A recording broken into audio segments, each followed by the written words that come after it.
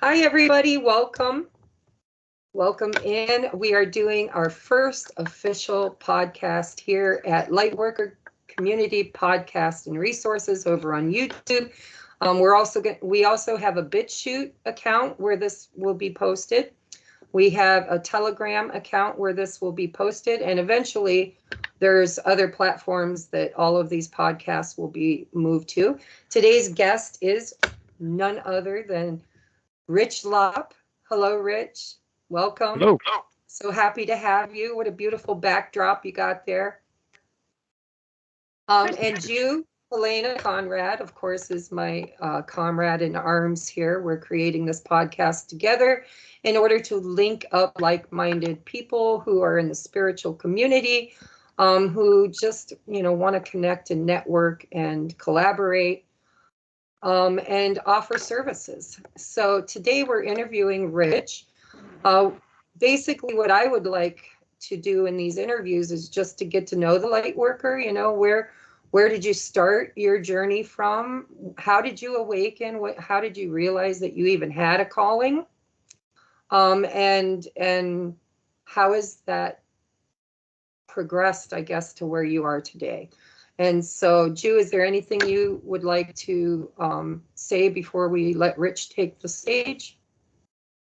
Yeah, I mean, just to see how it impacted or affected your whole life in general as well, how your surrounding changed, how your family changed around you, did friendship, get lost somewhere, somewhere on the way, or, were you able to hold on to certain people? I lost a lot of people, I have to say. So, yeah, so just the dynamic been through so far.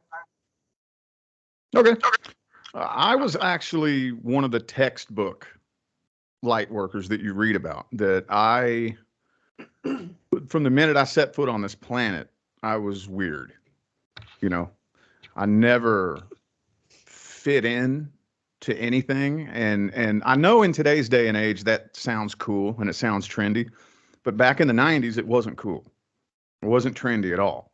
If you didn't fit in, you were not having a good time. I was always that kid that nobody liked. And I never understood why. I never understood what it was I was doing wrong.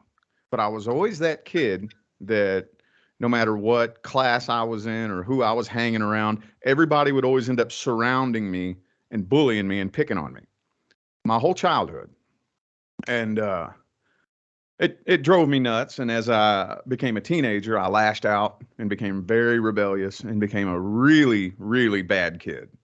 And the simplistic mindset that I had back then was very simple. It was just rebel against opposition. Matter of fact, when I was 4 years old, I was taken to a child psychologist and diagnosed as opposition defiant.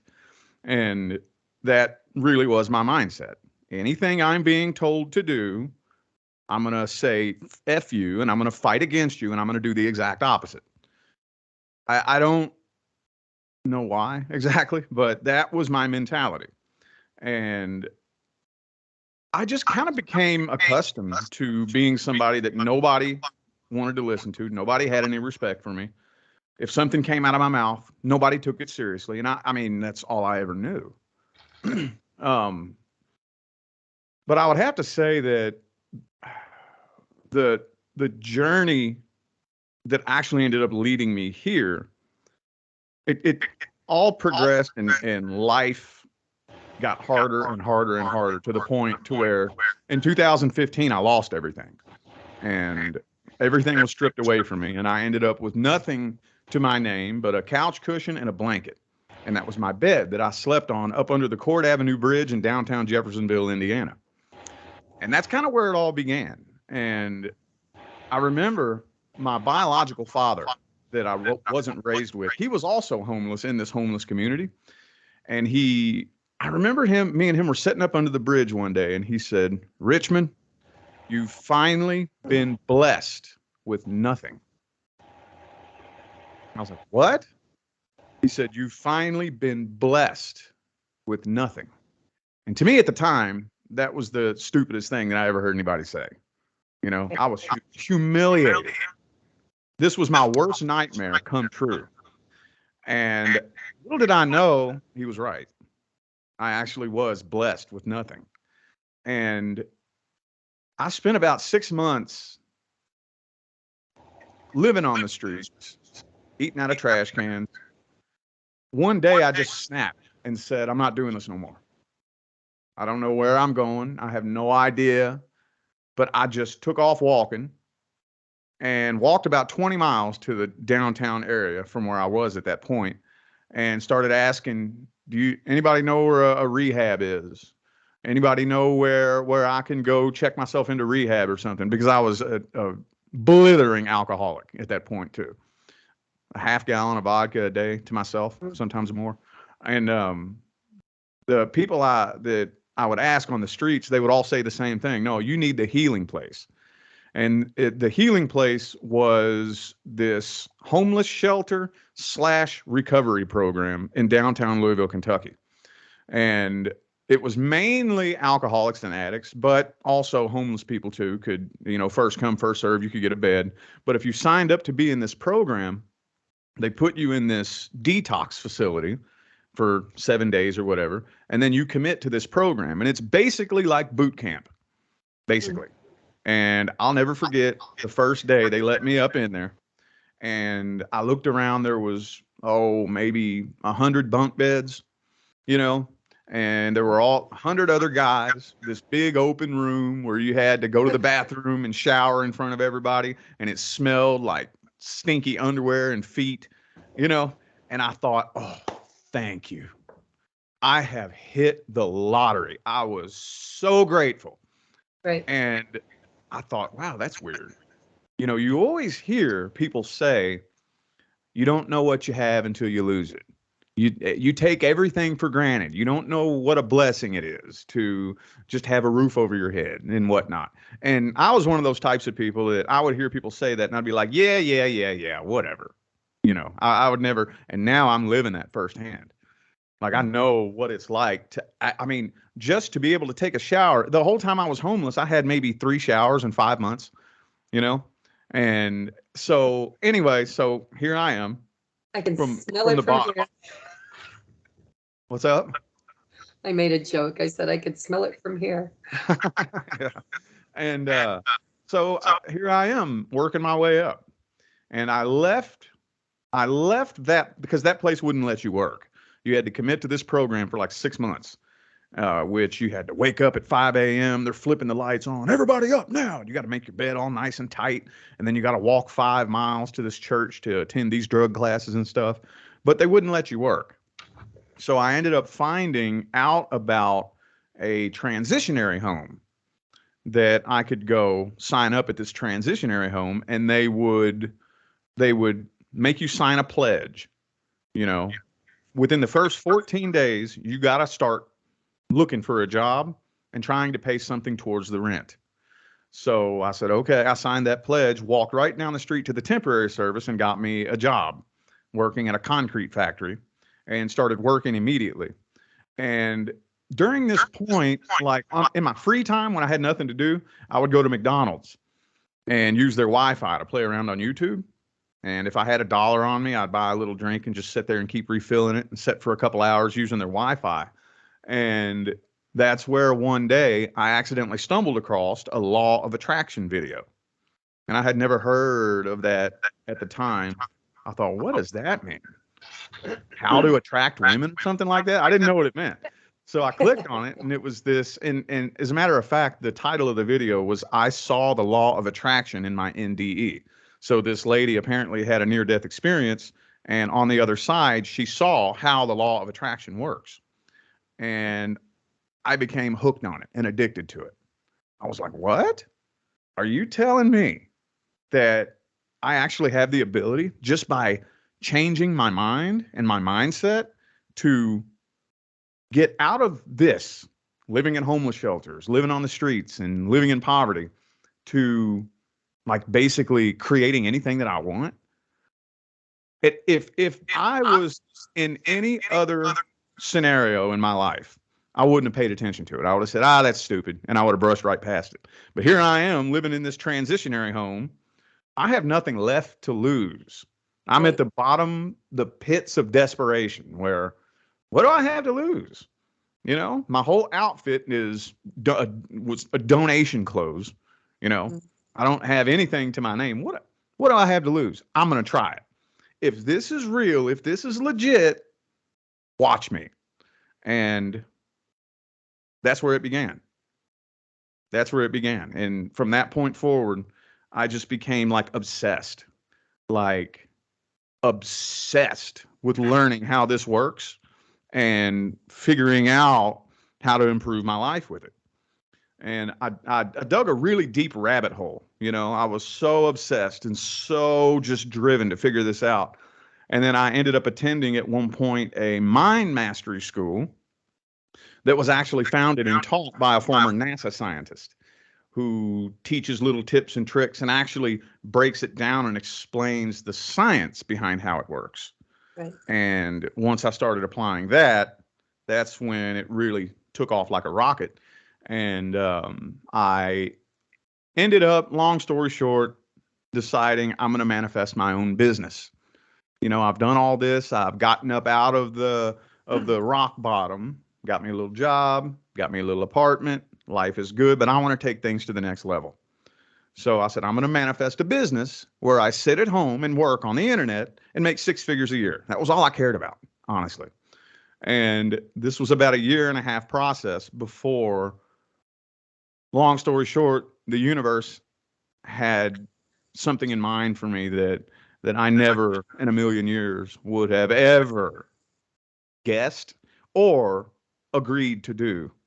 So where You know? connection then come into the tarot card reading? You know, I mean, now you got this lot of attraction part, right? Mhm. And you know that you want, you know, build up your own business. But something was like as well was like, you know, the spirituality behind it. Did you, through law of attraction, found the way to spirituality? Mhm. Yeah, yeah. Kind of like gates to enter, or Well, so anyway, long story short, yes, it ended up being like the universe blessed me with a business where I have a YouTube channel and I'm a tarot card reader. And at the time, it made no sense to me. I was like, what? No, no, no, no, no, no, no, no, no. I don't want to do this. No, no, that's stupid. That's dumb. I don't want to do this. And then everything started lining up in my life perfectly to where I was backed into a corner and this was my only source of income. So I just kept, huh? I interrupt just for a second. Could Yeah. you tell me how you discovered tarot? I guess is what Jew was asking you. Like why tarot? Why not a vlog or a blog, or why Well, was it tarot? I mean, to make a really long story as short and efficient as possible, during my journey, I ended up being uprooted and traveling all over the country.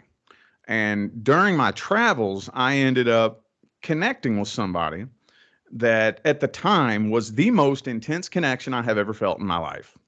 I mean, it freaked me out. This was insane. And it wasn't even romantic. We were never sexual, you know, nothing like that ever happened. But like this person was like my arm at the time, you know, and we parted ways and I moved to the other side of the country. And because I'm always looking up things related to astrology, the YouTube algorithm started recommending these tarot card reading videos. And for the first couple of months, I thought that was the stupidest thing I've ever seen in my life. But finally, I was like, you know what? Let me just click on one of these.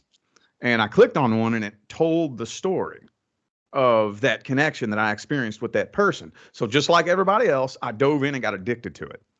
And just would binge watch these tarot card reading videos like a drug all day, every day. And I found myself spinning in circles. So, like, I'm not getting the clarity that I want. I'm not hearing what it is that I'm looking for. And I can't afford a personal reading. So, what I'm going to do is I'm going to go up the street to the little spiritual store. I'm going to buy me a deck of these cards and learn this myself. That's how I'll get the clarity that I want. So, that's what I did. Sounds And familiar. yeah, yeah. So after a couple of months of that, I realized, well, nope, I'm actually not getting the clarity that I want. I'm getting the same thing the YouTube readers are getting, you know? And so just out of boredom one day, I nothing to do, a bunch of free time on my hands. And I thought, I wonder what would happen if I put one of those videos on my channel, just to give me something to do on my days off. Cause I lived in such a small town, you know, and boom, it blew up from there. Right. So that's, So I'm pretty sure Jew and I can collaborate with you on the fact that it was a very intense connection, spiritual connection to another person as well. That was our catalyst for awakening. And it is the algorithms of YouTube and other platforms, because for me, I dove down many rabbit holes. But it was that intense connection, that spiritual connection. I call it a catalyst. Some people call it twin flame. Some people call it high level soulmate. Actually, I think my favorite title is lab partner because it is a spiritual, it's karmic in nature. It's a, you know, a soul connection from past lives. The two of you on a soul level, not a physical 3D level, soul level, agreed to be the energetic catalyst for one another's seeking, inner seeking. So the first union, of course, you know, you watch a lot of these YouTube channels, they talk about union. For me, I believe union is union back to core, back to self, you know, because God isn't an old man on a cloud somewhere. It's within you, yeah. right?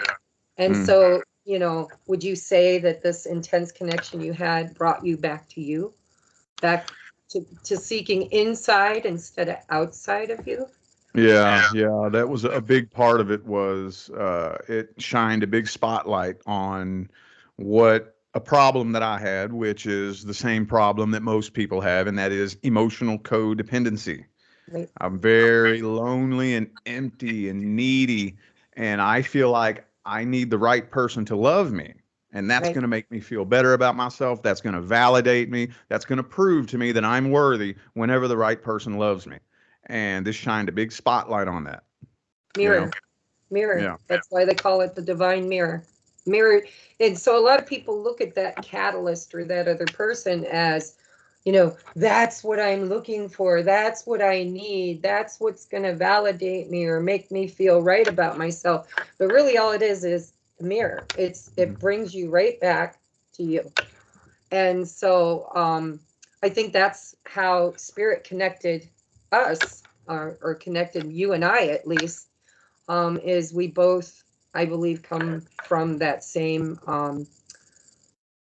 soul purpose, I guess, is to look in that mirror and to see the reflection and then go within to look at, why am I who I am? Why do I believe what I believe? Is this ancestral trauma? Is this past life trauma? Is this just a belief system that no longer serves me? So I do believe that is, at least for me personally, 90% of my clientele. And 90% of that clientele has found me through you. And so soul contracts, right? Those big soul contracts we all have to create change. So now we'll let you get back to, so you created your platform. Yeah. I kind of felt like it was something that was kind of dumped on me for whatever reason. And as much as I wanted, like I said, at this point in my life, all I really cared about was getting a good fat paying career and being my own boss. That was all I cared about. And I could clearly see, and was being downloaded, spirit basically saying, okay, you can have that, but I need you to do something with it. And just like everything that I end up doing, it starts off as a little whisper and then it gets louder and louder and louder. And basically, the way I'm looking at it is like these tarot card readers and people who come to psychics and readings and whatnot, they don't know that it's really easy to hand that person all of their power. Exactly. You know? Yeah. And so what am I going to do with these people who they are so lost, and they have manifested the the most empty, broken life.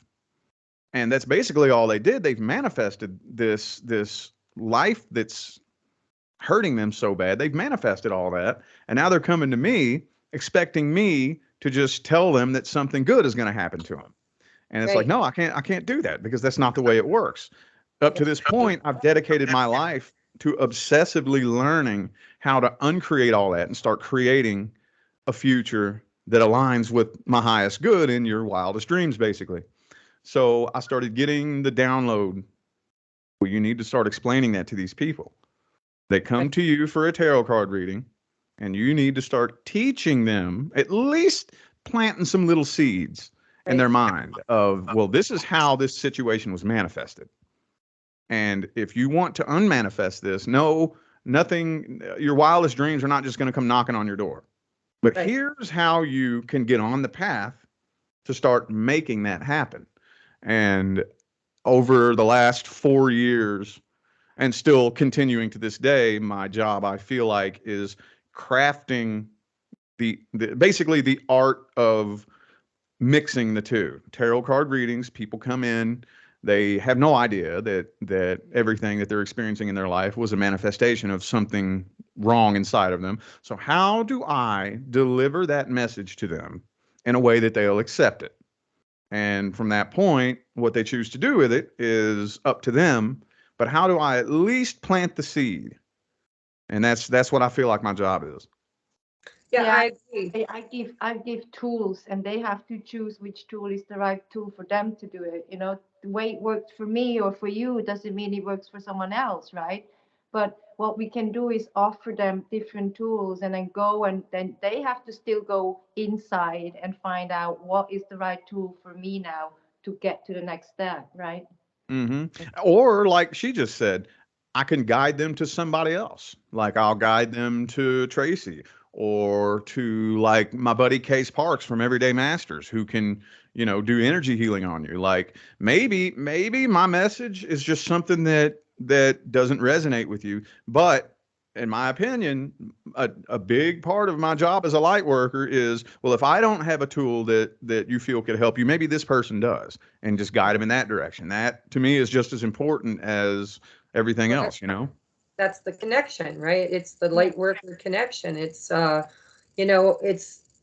yeah, we want to make money because we want to have stability and security and be able to do the work that we do, but we also are mission based. It's like, okay, I may not be the person that you need to be paying money to help you, but I know people that could be, just who you're looking for. I mean, there's been some people that you've directed toward me that, thanks, Rich, that were pretty hopeless causes when you sent them my way. But they have become my tribe and they have evolved hugely. And I just channel. See, I channel is my gift. I use the tarot. I remember when I met you, we spent one day together. Like it was just one day. And I don't even think you remember telling me this because when I visited you for your wedding, um, I told you this story and you kind of looked at me with a blank look. But I remember telling you that I was raised a Christian and I was afraid of the tarot. I thought it was evil. I thought it was demonic. I thought it was, I had all this dogma attached to it. And you basically use the analogy of a hammer. You're like, you can use a hammer to build a home, or you can use a hammer to bash somebody's skull in. Tarot is just a tool, and how you use it and what intention you put into the use of it is really what you create with it. And that changed my whole point of view. And I think, God, within a week, I bought my first tarot deck. And for me personally, it wasn't even learning tarot. I had taken 3 classes, spent a couple $100 trying to learn the tarot. And it was like complicated math. It was like you take this card and you memorize it. Has all these different meanings. But then if you add this card, it changes that meaning. And if you add this card, it changes that meaning. And it's just like layer after layer. And so I just started reading the energy. I'm like, I know the energy of that card and I know the energy of that message. And then it became clearer, like I started getting downloads. Um, It's really cold here, so I'm like shivering. I've got my heat cranked up, but I live in the cold over here. You guys are nice and warm where you are, aren't you? Yeah. So, I guess the next question I want to ask you, Rich, is, you had your awakening, you started your business, Spirit supported it. I found you through one of those videos, which you talked about these algorithms. So I just want to share this with the collective. A lot of people have heard this, through the interview I did on your channel. But I was doing conspiracy theories. Like I was all into the whole, you know, I don't even want to talk about it because, they can deplatform you. But let's just say I was looking at, Q drops and deep state and, just stuff like that. I had no interest at all in tarot or metaphysical videos. And Rich kept popping up, that little, and you had that gold tooth at that time, you were so cute, and you just kept popping up and I wouldn't click on you. I just wouldn't. I was like, I have no interest in that. That's not my thing. But you kept showing up and showing up and showing up. And one day I thought, well, well, actually what happened for me is I was guided intuitively to a podcast where they talked about algorithms. And algorithms actually are created, artificial intelligence created to work with the law of attraction. What you show an interest in, or where energy flows, creation goes.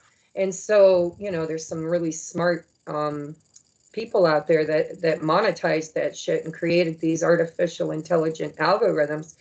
And so, being the nerd that I am, I researched it and I thought, okay, so if I've never ever expressed a desire or an interest in what this kid has to say, why does his face keep coming up in my feed? And I thought, I'm going to click on it and just see what it's all about. And that was when I got a download where Spirit said, I needed to help you. Well, at that time, I was extremely sick. I was, way overweight. I was going through what I would like to call my dark night of the soul, my purging, my awakening. And I basically said to Spirit, I can't help this guy. I've got nothing. I don't have anything I can do to help him. And so I went to my friend Sherry's house. We were just having tea and I told her about you. She pulled you up on YouTube and she said, well, let's invite him to come stay with us and we'll work with him and try to help him. And which for me was like crazy because we didn't know you. We didn't know if you were safe or weird or, you could have been a mass murderer for all we knew. And, but I lost contact then because I was trimming my hedges and my bicep detached completely from my rotary cuff. And I had to have emergency surgery. And so I planted that seed with Sherry, but I didn't follow through with it at all. I didn't have anything to do with the two of you hooking up. Do you mind explaining briefly how you hooked up with her? Yeah. Right. Well, like I said, going back to what I said a few minutes ago, how when my YouTube channel started growing, everything started happening in my life to where it was my only source of income. Well, one of those things that happened was the relationship that I was in immediately took a left-hand turn, like almost overnight. Like I woke up and this girl I was dating flipped on me. And we ended up breaking up. And so I'm a guy. Right. I have thousands of women pursuing me on the internet. Of course, first thing I'm going to do is start playing eeny, meeny, miny, mo. You know? So I'm not going to lie. I did that. And the first woman that I picked was this woman that lived in Cleveland. And I said, yo, things are going bad up here with me. Do you need a roommate? Whatever. She showed a lot of interest and whatnot. So it wasn't too hard to arrange that. So I'm on a Greyhound bus down to Cleveland, staying with her for a couple of weeks, and she turns out to not be somebody that Not even. No. Let's just put it that way. It was not Isn't good. it funny though? You got moved from where you were to literally 40 minutes away from me. Yeah. And so, if I remember correctly, I just put a post on Facebook saying, "Anybody need a roommate? I'm in Cleveland. Hey, I got an income. I can help with bills, whatever." And then that's when Sherry popped up and said, "Hey, I'm just 40 minutes away. Come get you whenever you want." I said, "All right, I'm packed up and ready." And she showed up and picked me up and drove me back up there. And that's how it happened. So the way I remember it from my point of view, because I'm not going to ask you to share that experience because, that's kind of personal, but I know you stayed with her for how long? I believe it was a month, like A 30 month? days. Okay. Yeah. And during that time, I would say that I was healing, wasn't I? I think I couldn't go anywhere. I couldn't even shower myself because I had a cast on. I couldn't get it wet. It was pretty difficult. I have long hair. I couldn't comb my own hair. I couldn't do anything. And so I remember talking to Sherry, and she's like, "Well, we really need to get you together with Rich. I'd like you to meet him while he's here." And it just couldn't happen. And then I remember one day she was going to be doing readings at the little crystal shop there called the Stoneworks in Erie, Pennsylvania. And she got a hold of me. I was just at the tail end of, I was finally where I could dress myself, kind of halfway look presentable, I guess. And I was very excited about meeting you because I was told, see, I'm a channeler. I was told that a young man was going to help me on my mission, and we were going to help each other, bounce clients back and forth. And so I didn't know you were that person. I had no idea. But I knew that when I saw your video, Spirit said you need to help him. Well, I kind of bailed. I didn't do a whole lot of helping, did I? And so it was just very timely how you and I spent one afternoon together was all that we did. And I would say that afternoon changed my whole outlook on tarot and how my religious upbringing of the metaphysical and the, divination, let's just say divination, you just shined a whole different light on that for me. And so do you mind sharing anything that you remember from your point of view of spending the afternoon with me? Yeah, you gave me a reading, and I had just, I think a day or two before we met up, made arrangements to leave and go to Phoenix, Arizona. Again, I'm playing eeny, meeny, miny, mo, right? So, so I remember you gave me the reading, and this is what stuck out to me so much. Oh, do you remember when we walked across the street to the gas station and got food and whatnot? Well, I remember that when we went and we checked out and whatnot, I bought like a drink and a sandwich or something like that, and it came up to $6.66. And I thought, I don't know what that means, but it stuck out to me. And then you gave me the reading, and the individual I was going to be moving in with, you snapped back and you said, "Is she a drug addict?" I said, "Not to my knowledge." You said, "Well, there's something going on with her. She's very broken. Very broken.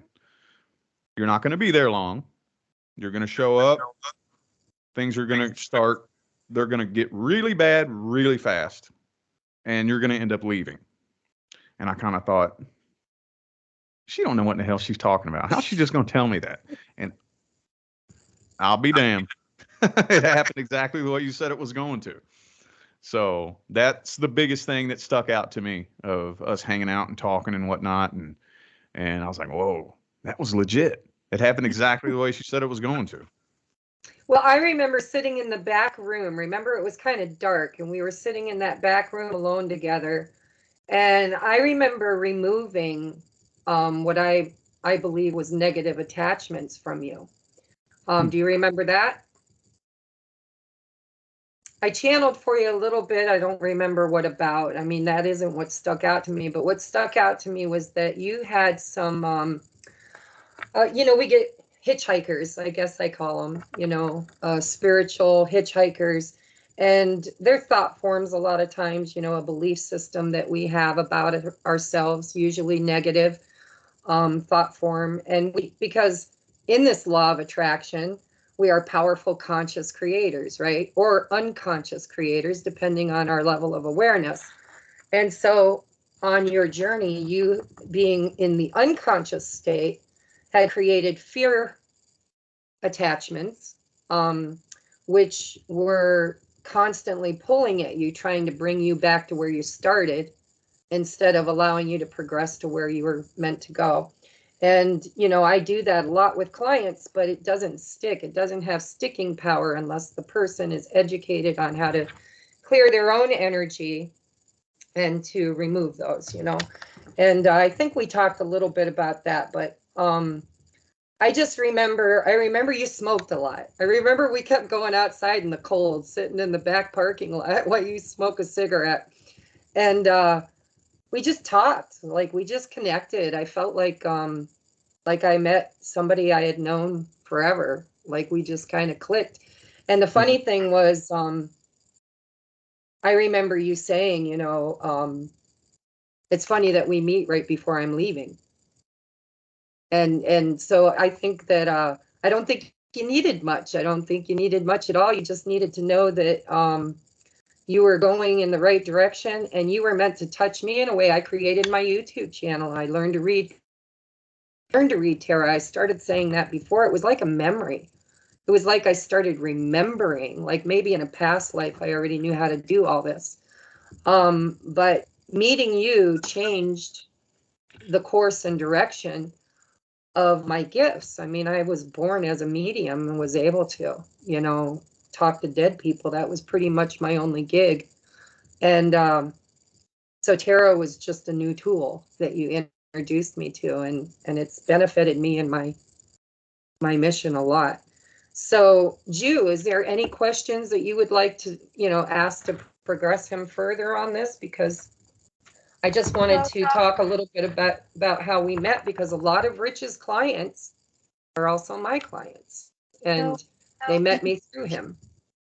So what interests me, so you still have this codependency, right? So many more, that was more kind of, I need to, I do something and then void and I replace it right away. I don't deal with that part. And now you're in a beautiful marriage, right? So at what point do you realize that what you're doing actually helped you then to get to the next step, next step in life, and or next chapter in life where you could really, have this beautiful relationship and get rid of that codependency part of in you?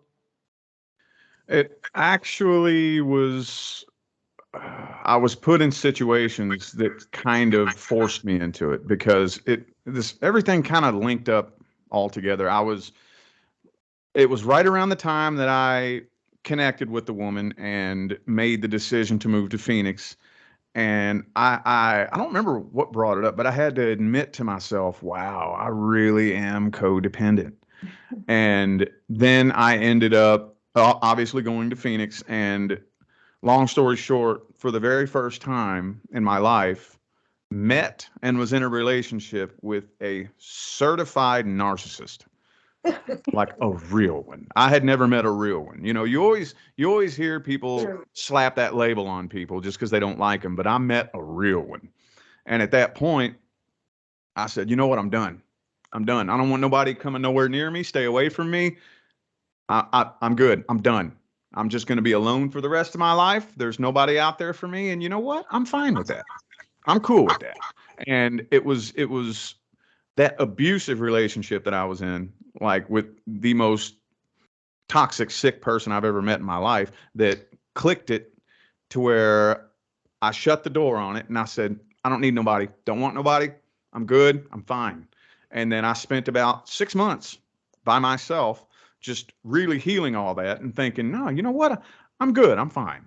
And the funny thing is, the whole time this is going on, I know what's happening. This is the weird part about understanding how this works. That then I kept having this voice in my mind. I'm like, yeah, but now I'm actually manifesting my person by doing this. But I don't want that. I want to be by myself. But I know the minute I go ahead and let go, she's going to show up. But I don't want that. So it was this weird mental tug of war that I was in for about 6 months until finally I just didn't even really have the mental strength to even hold on to that anymore. And it was probably honestly within a 3-day period that I just let go altogether that Leah showed up. Yep. So, by the to make way, it, for anybody that doesn't know, I officiated Rich and Leah's wedding. I sealed the deal. yeah. And oh my God, I had such a I've got so many beautiful pictures of your wedding still on my phone.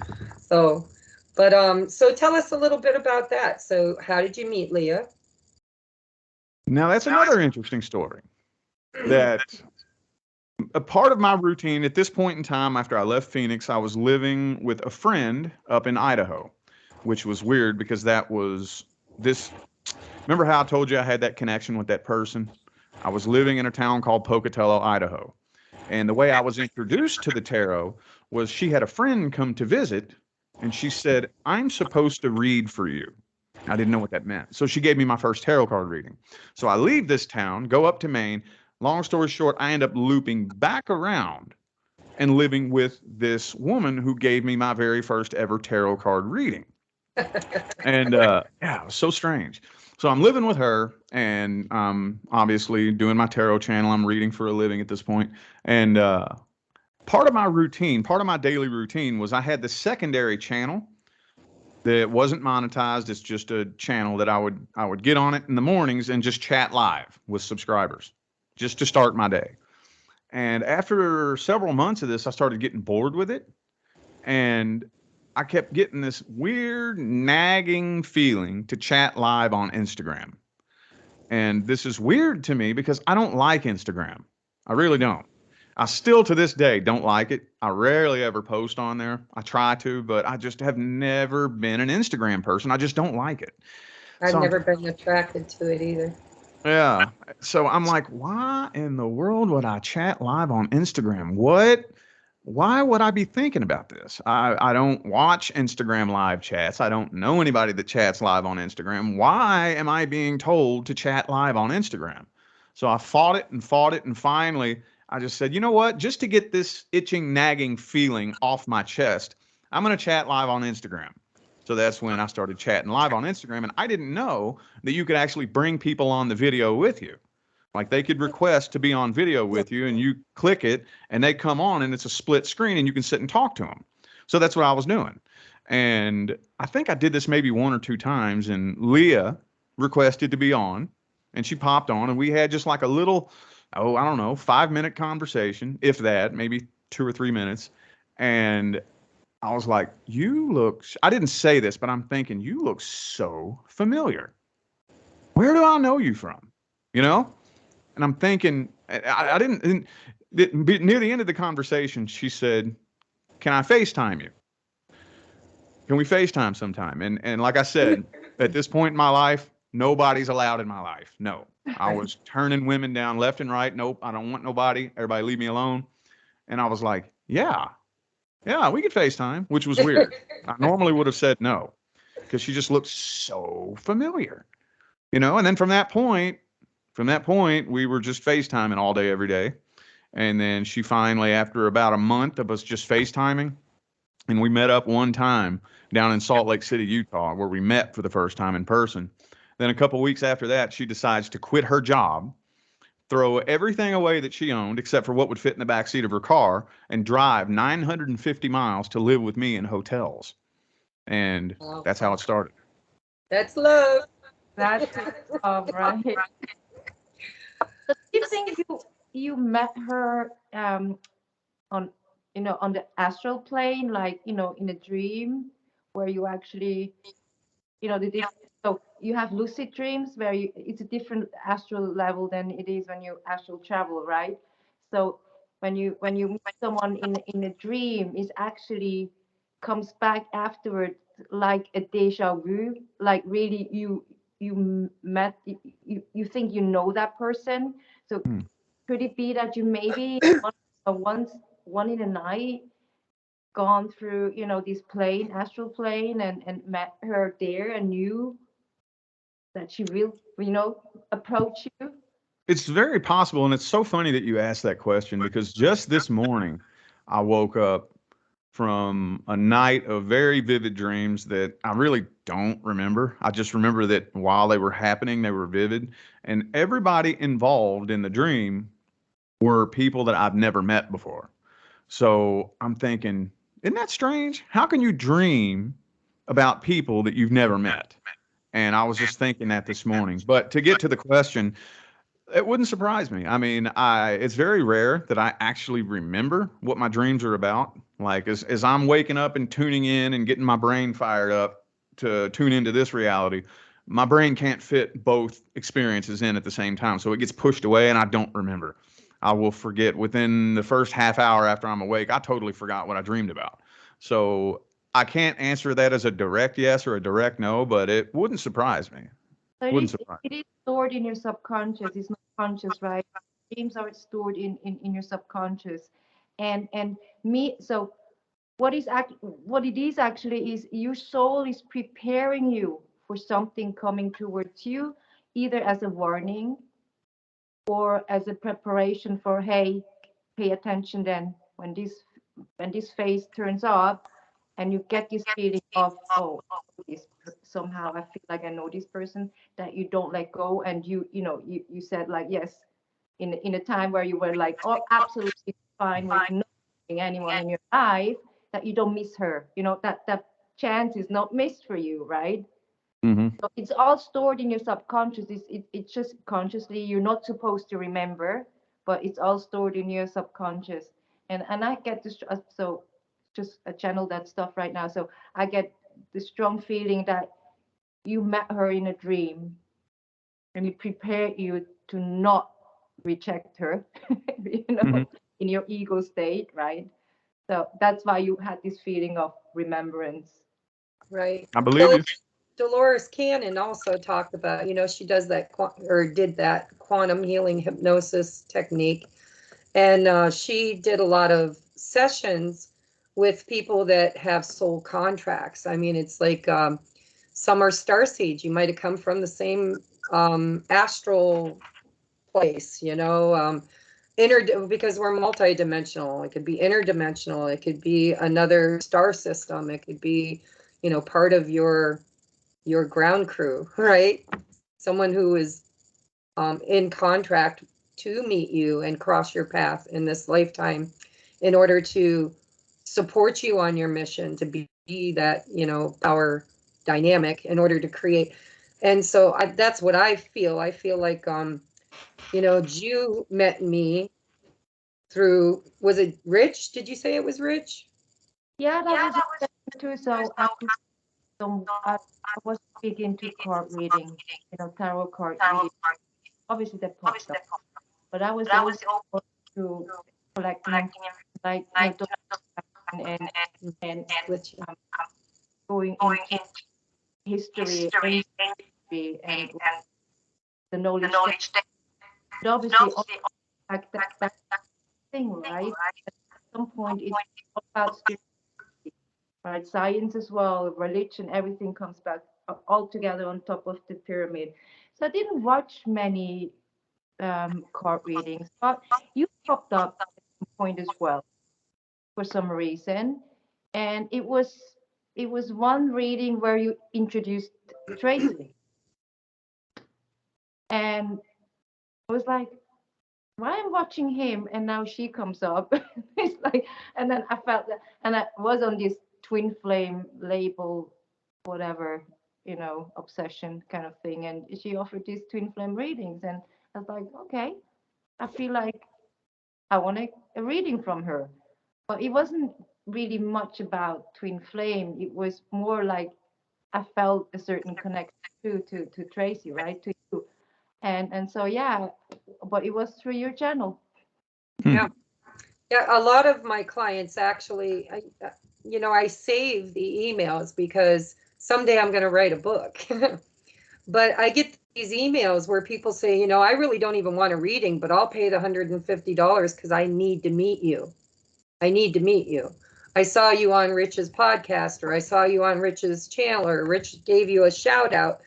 And they'll tell me there was just something about you. The moment I saw you, I knew that you were like the next teacher, the next person I needed to connect with. And it amazes me because almost every single time because I do pre-recorded tarot readings, but these people don't ask for those. They pay for a 2-hour deep dive, which is a healing session where I work on the Akashic records and soul retrieval and trauma bonds. And, you know, I mean, that's part of what I do in order to help people to face that mirror, right? You know, the matrix twin is just the mirror. It's always been you. It's always been you. And so it just amazes me. I'm going to write a book someday because it was absolutely orchestrated, I believe, orchestrated for Rich and I to meet, and for his platform to connect my platform, to connect me to the light workers, the ones that are here to create change. As I started working with these clients, you know, they start sharing with me these visions they have, these missions, you know, like you told me you wanted to create a healing center for children. I've had people tell me, I have a new model for the education system. I'm a teacher and I hate the way the education system's running, and I have a new model and I want to create a new way of doing teaching in the future. And then I've got people who come to me that are in politics, and they're telling me, you know, the whole model of politics is going to fall apart and we need people to replace it. And so I'm seeing the bigger picture. I'm seeing the bigger picture, which isn't about tarot readings or about, you know, healing. It's about connecting. And that's what this podcast is supposed to be doing, is connecting those people that have these visions, these, you know, push, like Rich was pushed to create the Awakening Experience podcast, which kind of was a slap in the face for me because Spirit had been pushing me for probably 2 years to create a podcast. And I kept saying, no, no, I just, I don't want to be seen. I do my YouTube videos and you see my hands mostly. I put the camera up and it's the tarot cards. And the only time you really ever saw my face was if I did a collaboration with somebody or if I did a live feed, which I don't do very often. I do the new moon and full moon. I do manifestation rituals, which is the old energy. See, Rich is teaching the new energy. The new energy is, you know, you are a powerful creator. Let's do it consciously. Let's just wake up and realize that we create our own reality. And how do we do that? We do that through our belief systems, through our visualization, through our words. Oh my gosh, abracadabra, with my words I create. Seriously. And you know, Spirit shows it to me like the chakras all aligning, connecting to the earth star chakra and the soul star chakra is the next evolution of man. It's the next evolution of the human experience. Is we are connecting back to source, and all that junk DNA isn't junk DNA, and it's going to reconnect, and we're going to literally evolve. We're leaving, Ju and I talked about this, we're leaving the age of Iron Age. We're leaving the Iron Age and we're entering the age of Aquarius, which is the age of ether. And, you know, ethernets and internet. And no, we can't hide anything anymore. It's like if you do something, there's a camera somewhere, it's going to catch it. Right. And so, Rich, you know, we could talk all day long, but I'd like to ask you, where do you see yourself headed next? Well, I do have a project that I just very recently started that I'm not coming public with yet. So I have a couple of ideas of where I see myself going next, but I'm not 100% sure. I have, well, a few projects that I'm working on, but there's one in particular that there's only two people who know about it, unless Leah told you. I don't know if she told you, but I'm not announcing that publicly at all until it's done. So to answer that directly, I really don't know. I have a couple of ideas. It could go this way or this way, but I'm kind of open to whatever the universe has for me. I don't know. Just whatever door wants to open. You know, and it's funny you say door that wants to open, because I just recently channeled a message and I was told, get in the boat, tuck in your arms and legs. We'll take you exactly where you need to be. But how do you become a powerful conscious creator? When you come to that next goal or that next fork in the road, that's where free will comes in, right? And now that you're awakened, you have to go within and make that decision through saying yes to the experiences you want to have and being able to firmly say no to the experiences you don't. And that's how you create your reality, right? It's like, no, thank you. Nice, healthy boundary. This is my garden. I don't like poppies. I only like roses, right? So no poppies here. And so, can we reserve the right to invite you back in the future once you take your next step? And maybe you could share again with us. Absolutely. Okay, I would also like to, if she's willing, eventually for you and I to interview Leah to get her side of the story. I'm sure she wouldn't mind. Yeah, because I believe that Leah is your partner, and I believe you're what I call high-level soulmates. The universe brings you together because you're going to create big things together. And I see a future of Leah actually creating something for herself. Not separate from you, but alongside you. But it's kind of like your creation is this, her creation is this, and then the two of you support each other in that endeavor. And so, you know, she's not there yet. I'm not giving anything away, but I've seen it in her future. And I would like to get her on eventually too, and interview her, because I do believe she's a light worker. I believe that she's part of your soul tribe. I believe she was placed on your path with intent and purpose, and she is your partner in crime. Not really crime, but you know what I mean. Well, the two of you will co-create together. I call it divine counterpart, which you agree to that, right? That's in your soul contract. Yeah. Yeah.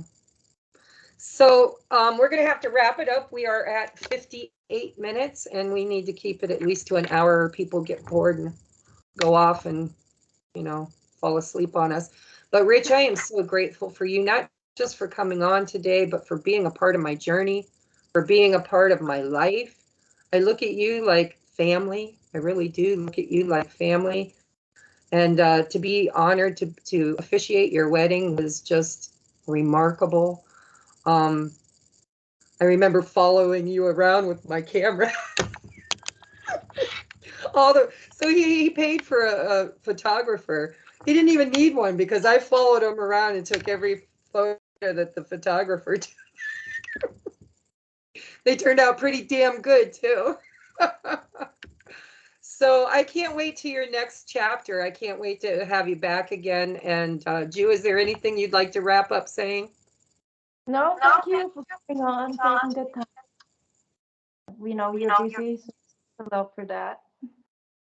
And I just want to say, if there's anything in your future that you need my help with, anything at all, if you need guidance, if you just want a friend to bounce an idea off of, I'll always be there. Just pick up the phone. Awesome. Will do. All right. So goodbye, everybody. Wave to the audience. Thank you so much for being here, and we'll catch you on our next podcast. Namaste. Have a good one. Bye.